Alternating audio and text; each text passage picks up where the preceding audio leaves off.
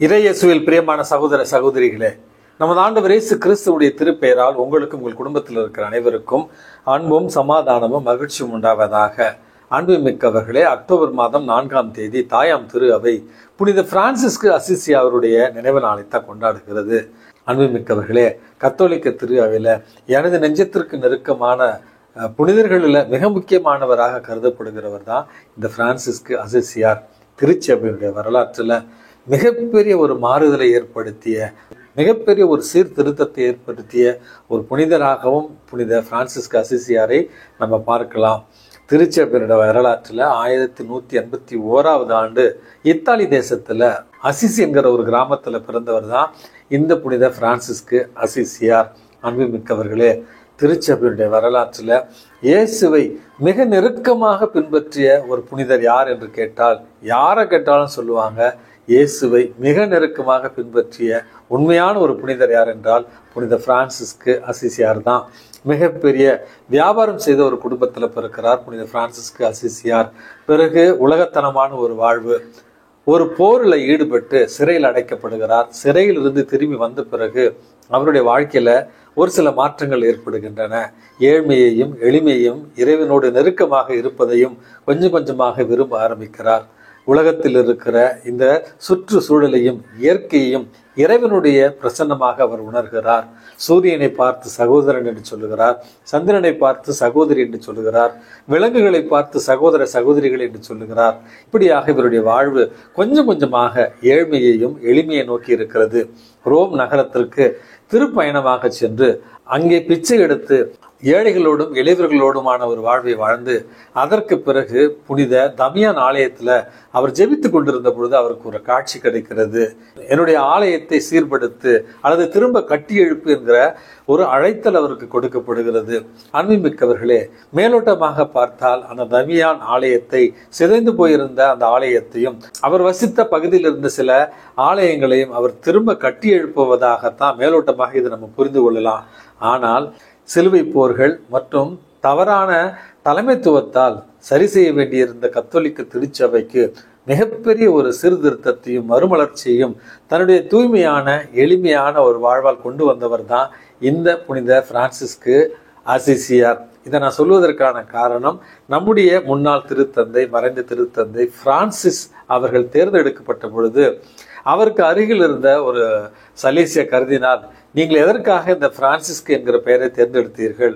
பிரான்சிஸ்கு என்றால் பிரான்சிஸ்கு சலேசியார் என்கிற பெயரை நினைவுபூர்வமாக எடுத்தீர்களா என்று கேட்ட நேரத்தில் திருத்தந்தை பிரான்சிஸ் சொன்னாராம், இல்லை இல்லை, நான் தேர்ந்தெடுத்திருக்கிற பெயர் புனித பிரான்சிஸ்கு அசிசியாரை குறிக்கிறது. காரணம், தன்னுடைய ஏழ்மையாலும் எளிமைத்தனத்தாலும் புனிதத்துவத்தாலும் திருச்சபையில மிகப்பெரிய ஒரு மாற்றத்தையும் மிகப்பெரிய ஒரு சீர்திருத்தத்தையும் கொண்டு வந்தது போல என்னுடைய வாழ்வாலும் என்னுடைய ஆட்சி காலத்துல திருச்சபையில ஏழ்மையாலும் எளிமையாலும் புனிதத்தாலும் ஒரு மறுமலர்ச்சி கொண்டு வர விரும்புகிறேன் என்று சொன்னாராம்.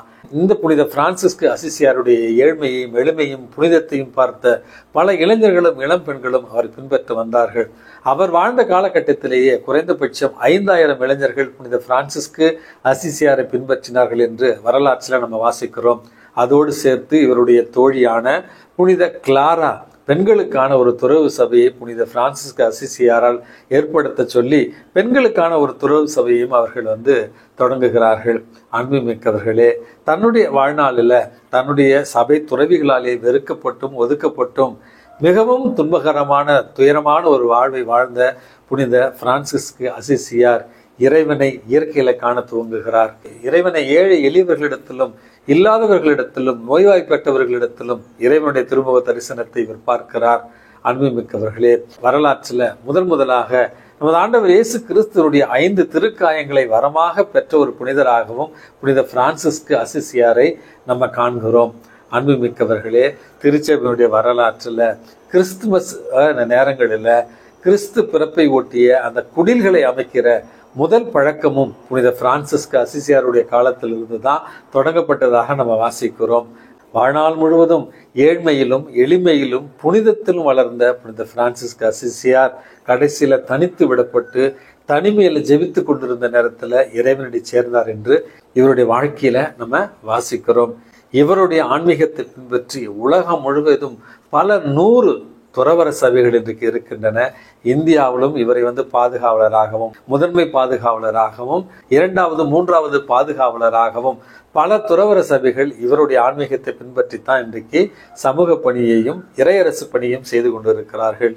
இந்த புனித பிரான்சிஸ்கு அசிசியார் நம்முடைய வாழ்க்கைக்கு சொல்லித் தருகிற பாடம் என்பது, நம் எல்லோருமே நமது ஆண்டவர் இயேசு கிறிஸ்துவை மிக நெருக்கமாக பின்பற்ற அழைக்கப்பட்டிருக்கிறோம். அவருடைய ஏழ்மை, அவருடைய எளிமையில அவரை நம்ம அன்பு செய்ய நாம் அழைக்கப்பட்டிருக்கிறோம்.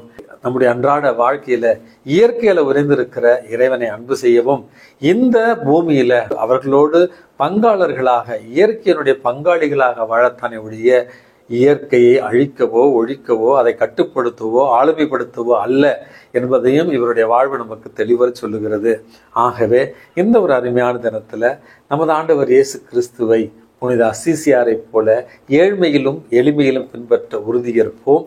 இரண்டாவது, இயற்கையில் உறைந்திருக்கிற இறைவனுடைய திருமுக தரிசனத்தை அன்றாடம் உணரும் பொருட்டு இயற்கையை பாதுகாக்கவும் பராமரிக்கவும் உறுதியேற்போம். எல்லாம் உள்ள இறைவன் தந்தை, மகன், தூய ஆவி உங்களையும் உங்கள் குடும்பத்தில் இருக்கிற அனைவரையும் நிறைவாக ஆசீர்வதித்து பாதுகாத்து வழி நடத்துவாராக. ஆமென்.